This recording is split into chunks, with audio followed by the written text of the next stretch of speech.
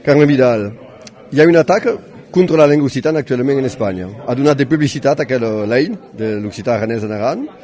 Tu que has explicat que és un acte polític abans d'être un acte lingüístic. És que pot tornar a formular aquesta causa i explicar per què és un acte polític? Home, jo diria que el fet que ja no hagi estat un dels dos grans partits de l'Estat, més conservador o més progressista, sinó que aquest recurs vingui del Consell de Ministres del govern Zapatero, vol dir que ja és un atac frontal a la política lingüística catalana, en aquest cas a través de la llei de l'occità aranès en Aran, per tant, en aquest cas a la política lingüística occitana per part del govern.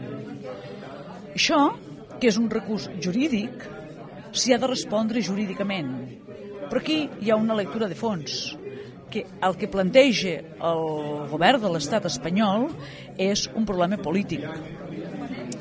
Per què dic això? Dic perquè, tot i que les llengües no tenen conflicte lingüístic entre elles de convivència, el que fa l'Estat és plantejar un conflicte lingüístic, i un conflicte lingüístic sempre és conseqüència, com a regla primera de la sociolingüística, d'un conflicte polític. I quin és aquest conflicte polític?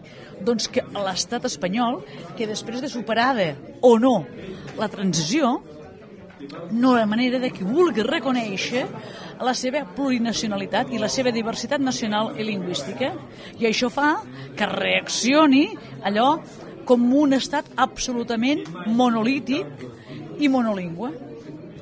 Un Parlament democràtic que vota pel primer cop de l'història de la llengua occitana ha fet que hi ha tots els ancians diputats aquí presents a l'estat francès.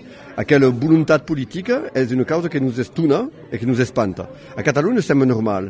És que és un model de Barcelona o de Lleida a donar als altres de l'altre costat? Home, jo crec que aquesta llei no ha deixat indiferent a l'occitanisme, no ha deixat indiferent al món occità. Per què? Segurament, Occitània i Catalunya, que basculem entre l'estat espanyol i l'estat francès, per tant, dos estats molt xovinistes, doncs allò que han vist els occitans en aquesta llei és també la força que li dona el fet de tenir ressorts d'estat, perquè una llei no vol dir tenir ressorts d'estat, per una llengua que estava absolutament arraconada per part del govern francès.